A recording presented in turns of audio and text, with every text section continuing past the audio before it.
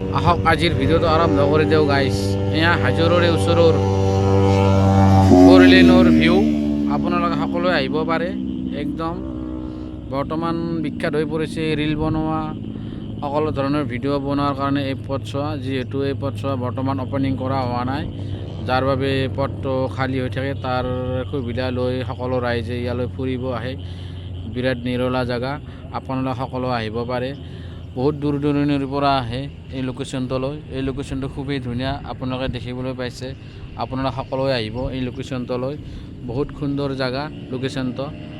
ইয়াত সকলো বাইকাৰবিলাকতো বহুত আহে, সকলো বাইকাৰ এই দেখিবলৈ পাইছে আপোনালোকে। এই বাইকাৰবিলাকক এওঁলোকে ফুল স্পীডত খেলা দি আছে। এইবিলাক বাইকাৰ, এইবিলাক দেখিছে আপোনালোকে। বাইকাৰ সকলো বাইকাৰ ইয়াত আহি ৰেচিং কৰি থাকে। সেয়েহে তেওঁলোকে যাতে হেলমেট ইউজ কৰে।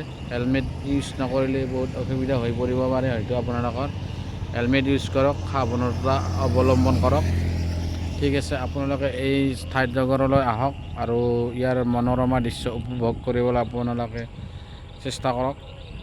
মিছ নকৰিব, সকলোৱে আহিব। এয়া আজিৰ ভিডিঅ'টো আৰম্ভ কৰিবলৈ ওলাইছোঁ আমি। এয়া জিন্তু ভাই তাৰমানে গাড়ী চলাই আছে। আমি এতিয়া যাই আছোঁ। ক'ত যাই আছোঁ ভাইহঁত? আপোনালোকে অলপ জনাই দিওঁ আমি ক'ত যাই আছোঁ। এই চব বস্তু এইটো